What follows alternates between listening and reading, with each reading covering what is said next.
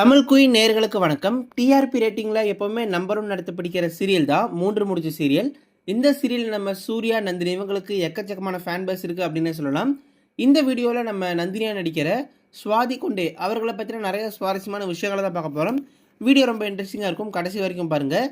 இந்த வீடியோக்கான கேள்வி என்ன அப்படின்னா, மூன்று முடிச்சு சீரியலில் உங்களுக்கு யாருடைய நடிப்பு ரொம்ப பிடிக்கும்? சூர்யாவா, நந்தினியா, இல்லை நம்ம சூர்யாவுடைய அம்மா சுந்தரவல்லியா, இல்லை சூர்யாவுடைய தங்கச்சி சுரேகாவா? இவங்க 4 பேரில் யாருடைய நடிப்பு ரொம்ப பிடிக்குமோ அவங்க 2 பேர் பெயரை மறக்காமல் கீழே கமெண்ட்டில் சொல்லுங்கள். சூர்யா, நந்தினி, சுந்தரவல்லி, சுரேகா யாரை பிடிக்குமோ அவங்க 2 பேர் பெயரை மறக்காமல் கீழே கமெண்ட்டில் சொல்லுங்கள். நம்ம நந்தினியாக நடிக்கிற இவங்களுடைய பெயர் பார்த்திங்கன்னா சுவாதி கொண்டே. இவங்க கர்நாடகா மாநிலத்தை சேர்ந்தவங்க. February 28, 1992 தான் இவங்க பிறந்திருக்காங்க. அது மட்டும் இல்லாமல் இவங்களுடைய அப்பா பெயர் பார்த்திங்கன்னா நட்ராஜ், இவங்களுடைய அம்மா பெயர் ஷோபா, இவங்களுக்கு ஒரு தங்கச்சி இருக்காங்க, அவங்க பெயர் சோனு. சமீபத்தில் சுவாதி கொண்டே அவங்களுடைய தம்பிக்கு திருமணம் ஆகியிருந்தது. ஸோ அப்பா அவருடைய தம்பி சுவாதி கொண்டே அவங்கள கையில் தூக்கிட்டு அந்த ஒரு வீடியோ ஃபோட்டோஸ்லாம் கூட சோஷியல் மீடியாவில் போட்டிருந்தாரு. அதை பார்த்து நிறைய பேர் உங்களுக்கு திருமணம் ஆகிடுச்சா அப்படின்னு சொல்லி கேட்டுருந்தாங்க. சுவாதி அவர்கள் கூட இன்டர்வியூவில் என்னுடைய திருமணத்தை கண்டிப்பாக உங்களுக்கு நான் சொல்லுவேன், சமீபத்தில் திருமணம் நடக்கும் அப்படிங்கிற மாதிரி சொல்லி அந்த ஒரு அப்டேட்டையும் அவங்க கொடுத்துருந்தாங்க. முக்கியமாக நான் இதுக்கு முன்னாடியே கன்னடமில் படம் நடிச்சிருக்கேன். ஸோ அது பார்த்திங்கன்னா பெருசாக கை கொடுக்கல. கட்டுக்கத்தி அப்படிங்கிற படம் 2008 நான் நடித்தேன்.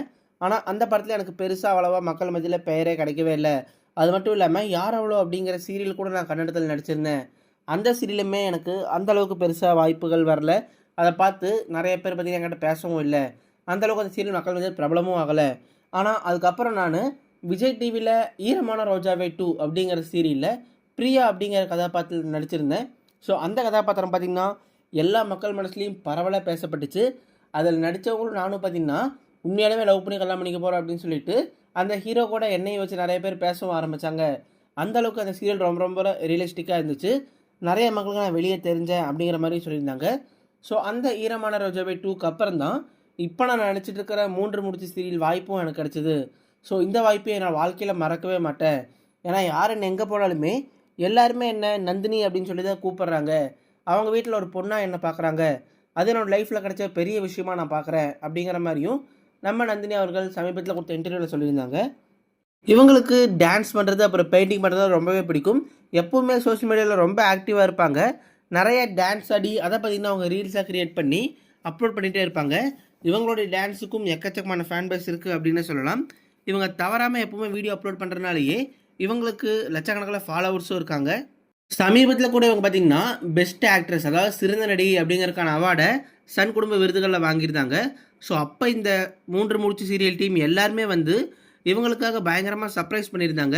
இவங்களுக்கு காலில் கொலுசு மாட்டி விடுறது, கையில் வளையல் போட்டு விடுறது அப்படின்னு சொல்லிட்டு நிறைய விஷயங்களை இவங்களுக்கு சர்ப்ரைஸ் பண்ணாங்க.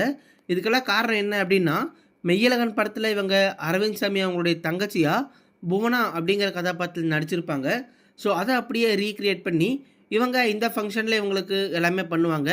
இவங்க மெய்யழகன் பட வாய்ப்பை பற்றி சொல்லும்போது, என் முன்னாடி சூப்பரான 2 நடிகர்கள் இருக்காங்க. ஒன்று அரவிந்த் சாமி சார், இன்னொன்று கார்த்திக் சார்.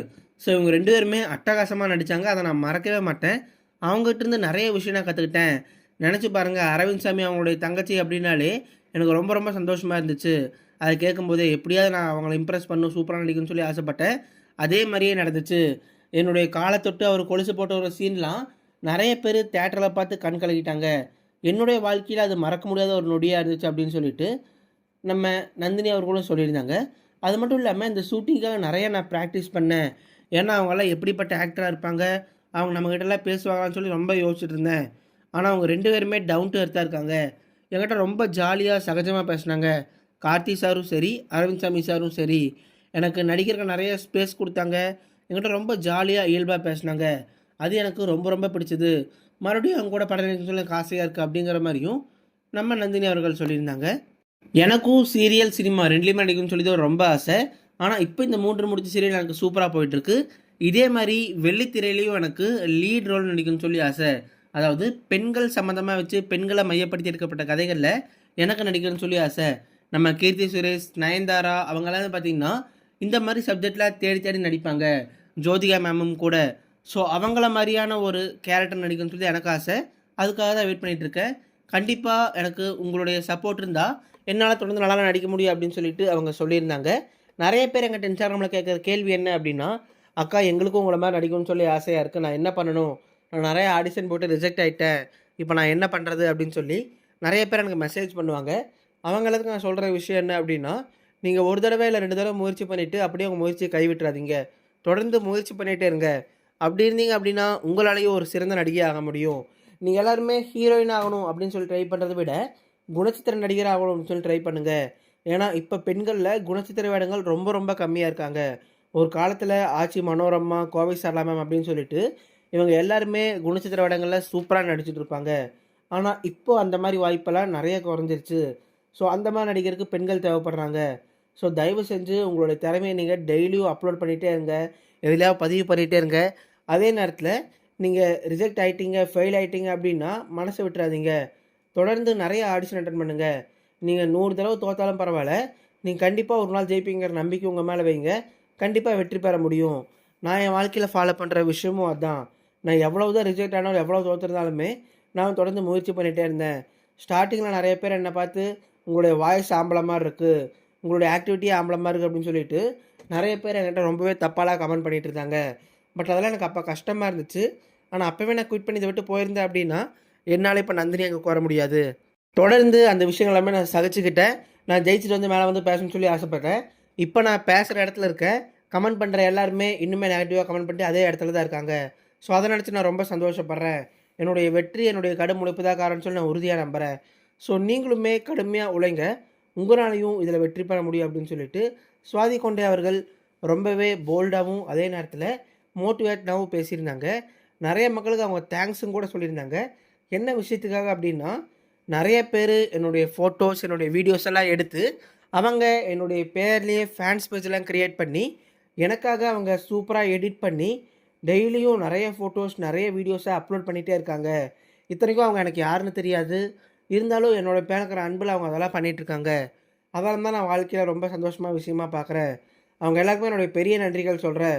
இன்னும் நேரில் பார்க்குற ஒரு சிலர்லாம் எனக்காக கையில் கிஃப்ட் கொடுக்கறது, என்னுடைய ஃபோட்டோஸை வரைஞ்சி கொடுக்கறது, எனக்காக லெட்டர் எழுதி தரது அப்படின்னு சொல்லிட்டு நிறைய க்ரேஸியான விஷயங்கள் பண்ணிகிட்ருக்காங்க.